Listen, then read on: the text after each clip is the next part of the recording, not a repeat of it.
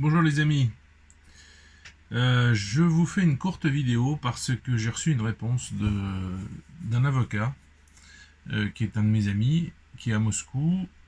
Donc là, je ne vais pas vous parler de ce que j'ai lu ou de ce que j'imagine ou ce que peut-être il va se passer. Enfin si, peut-être il va se passer, oui. Mais je vais vous lire la réponse d'un avocat concernant le visa idéologique dont a parlé le président Poutine il y a quelques jours, il y a quelques temps, quelques semaines. Donc je vous lis sa réponse. Comme ça sera plus clair. Alors voilà mon commentaire concernant le nouveau décret du président.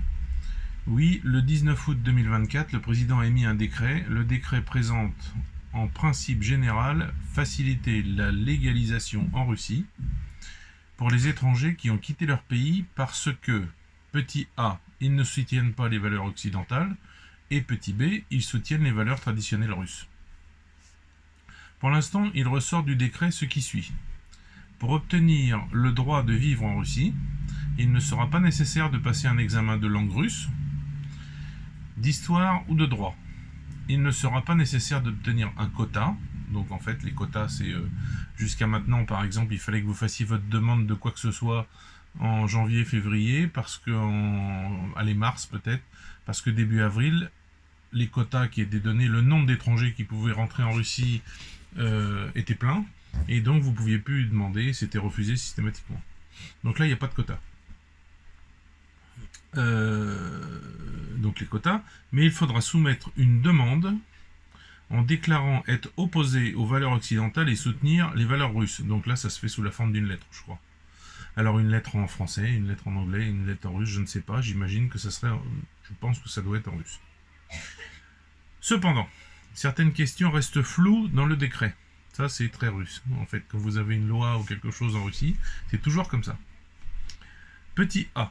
Il n'est pas clair s'il sera possible d'obtenir un permis de séjour temporaire, le RVP, ou un permis de séjour permanent, le VNG.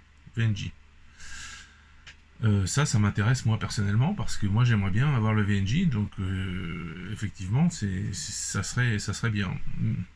Je trouve ça quand même un peu, je trouve ça quand même un petit peu trop facile d'avoir le VNG tout de suite. Mais bon, je pense que ce sera le RVP, mais bon, lui il dit qu'il n'y a rien de spécifié, donc il dit ça.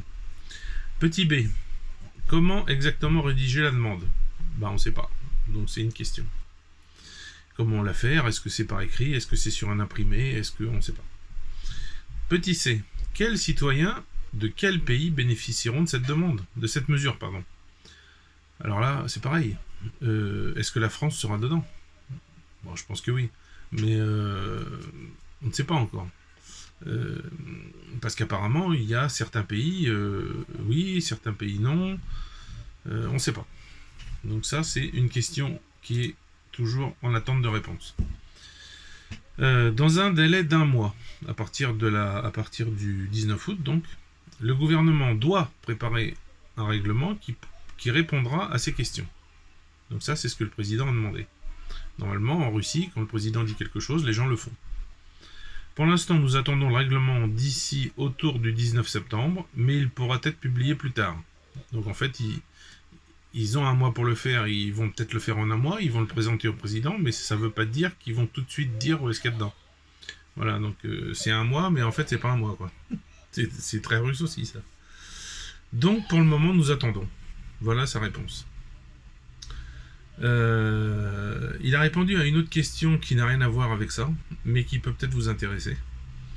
Parce que j'ai un système personnellement pour faire venir des crypto-monnaies en Russie, mais je lui ai demandé lequel il utilisait. Donc pour ceux que ça intéresse, ils utilisent actuellement Gate.io. Voilà, ce service fonctionne pour la Russie et permet de transférer les fonds sur des cartes bancaires russes. Voilà, petite vidéo pour vous dire tout ça. Je suis en train de préparer pour demain ou après-demain une vidéo avec Sergei, vous savez, l'officier russe à qui on a coupé une jambe et qui répond à vos questions. Donc il a répondu à beaucoup de vos questions et il a fait une vidéo qui est traduite en français sur le dessous par Tatiana. Donc dès que je peux vous la poster, celle-là, eh ben, je vous la posterai. Rien à vous dire de plus sur le sujet, je pense que c'est assez clair. Là, c'est une réponse d'avocat, comme je vous dis, c'est pas, il a vraiment étudié le sujet, c'est pas quelqu'un qui dit que et qui a vu que et qui imagine que. Non, non, là, c'est vraiment sérieux. Donc, voilà, donc l'avocat qui s'appelle Lev, c'est un prénom russe, hein, que je connaissais pas d'ailleurs, avant que je le connaisse. Lui, il peut s'occuper de tout ça. Donc, il faudrait me contacter si vous voulez qu'il s'occupe sérieusement de tout ça. Ça ne veut pas dire que d'autres personnes qui font ça, comme Tomasovic par exemple, ne le font pas sérieusement. Hein. Attention, je dis pas ça. Mais voilà, bon, si vous voulez un avocat, en voilà un. Et en plus, sa femme parle français et elle est traductrice. Donc elle peut traduire vos papiers et en plus les faire notarier pour presque tous les papiers à distance. C'est-à-dire vous n'avez pas besoin de vous déplacer à Moscou pour faire traduire vos papiers. Vous lui envoyez tout ça par mail et elle les traduit et elle peut les faire notarier par une copine qui est notaire. Enfin bon bref, c'est leurs histoires. Voilà, ça c'est hyper pratique, croyez-moi. Voili voilou, voili voilou. Moi je continue à me remettre de notre voyage à Kazan. J'ai bien dormi cette nuit, j'étais KO. Voilà. Donc je vous laisse et puis je vous dis à bientôt.